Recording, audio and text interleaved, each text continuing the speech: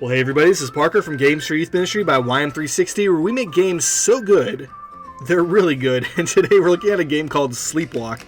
This is not really it's a game, but what you're going to see, you can really make it into whatever you want. So if you have an idea for how you could play with this thing on the screen, what I'm going to show you, go for that. I'm going to give you an example, 2 examples that you could do with this. But if you have any other ideas, shoot me an email. Let me know. I would love to hear what you came up with.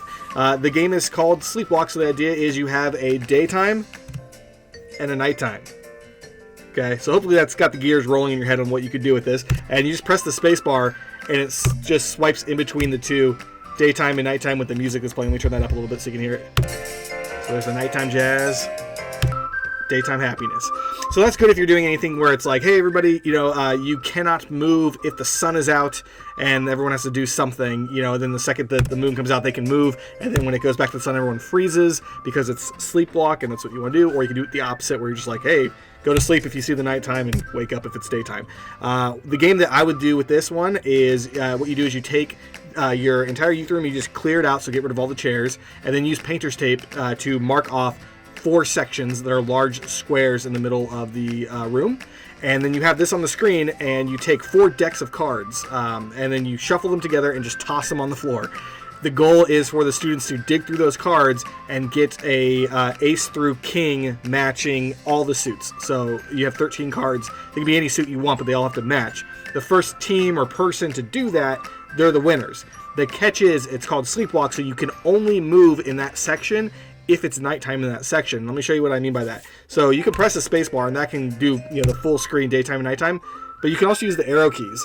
So if we do this, now it's half day, half night. So the people that are in the 2 sections on the right, they're the ones that can be moving, but the people on the left have to be completely still.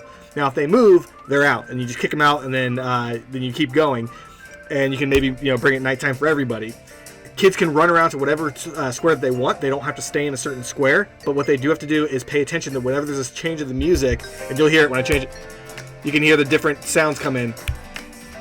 What they have to do is they have to make sure that they are not moving when the sun is out. So you can put it in just a corner, and then anyone that's in that corner, they're the ones that are moving, and everyone else is trying to stay still. So it's really hard because you're trying to pay attention to what cards you're picking up while paying attention to whether or not you should be actually moving or not.